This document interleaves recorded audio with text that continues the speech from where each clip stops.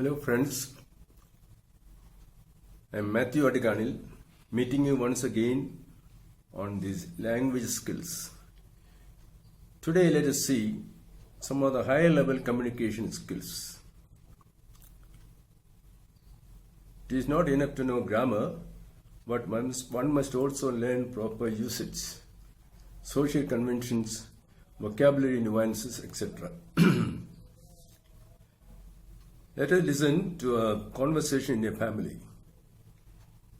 The son is returning from college and he asks his mom, "Mom, where is dad?" And the mother replies, "Sonny, I just come back from the market." Would you consider that an impolite, rude reply? Not necessarily. She has just come back from the market and she does not know where the man of the house is.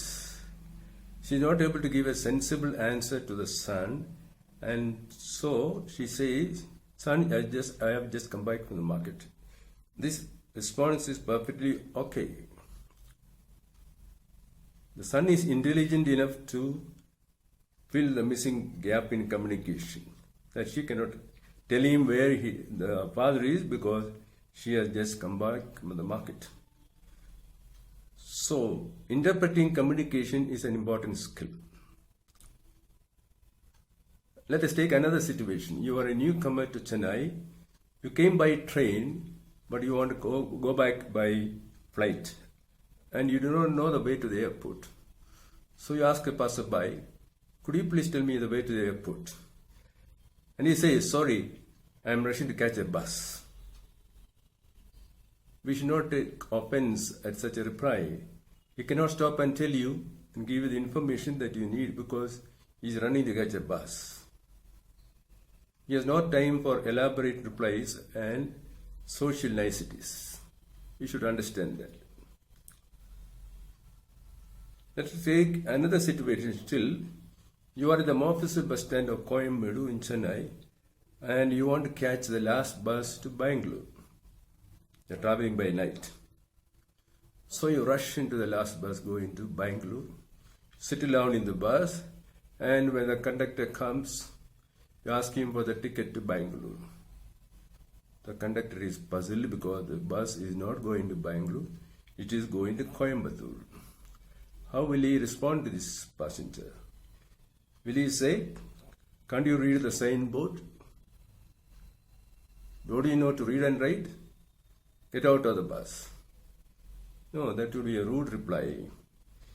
You can just calmly say, "Sorry sir, this bus is bound for Coimbatore."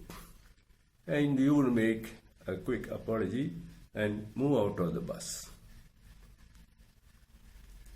Consider another situation at home. You are a cricket fan, you are watching the IPL match with great interest. Then your sister comes and she looks out through the window because someone has rang the call bell. She is looking to find out who is calling and she is blocking your view. How do you move her out of the way in a polite way? What will be your response? Will you say, "Sis, can't you see you are blocking the TV?" Or will you say, "Have you no sense, sis?" Or will you say, "Hello sis, you are not transparent"? Or would you say, "I wish you would move to the side and let me see the TV screen properly"? Decide which is your response. Now let's take another situation concerning a school. A school is conducting its school day and you get an invitation from the school. Management, staff and students of Kattubomman Matriculation High School, Timbuktu is cordially inviting you to their school day celebrations, such and such a date. I have seen similar invitations in this decade. Is there anything odd about this wording? Who is conducting the school day? Kattubomman School. Who is inviting you to the function? Somebody seems to be inviting you on behalf of the school, or somebody is reporting that you are being invited. Look at the wording. Kattubomman Higher Secondary School invites you to their school day. Pronoun there is the third person. So it looks like a second-hand invitation. They could have very well simply said, Kattuboman Matriculation High Secondary School invite you to the school day celebration. I remember an embarrassing incident in a school assembly. After the customary praise and Bible reading, the principal was making an announcement, and he told the students,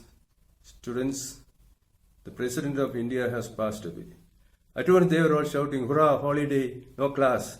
And the principal was shocked. He was shocked at their response. He made a tactical mistake. First, you should have told the student that there was some sad news. He introduced the topic. Then you should have made the announcement. Since he was lacking tact, he got a shocking response from them. We'll come to another situation. You are working in a public office and you have to leave the office in an emergency. And you have to inform the public about it. So you put out a notice. I will be away for 1 hour. Be back in 1 hour. And you leave.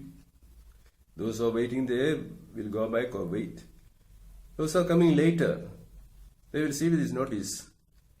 And they will not know what time you will come back. Because they do not know what time you went.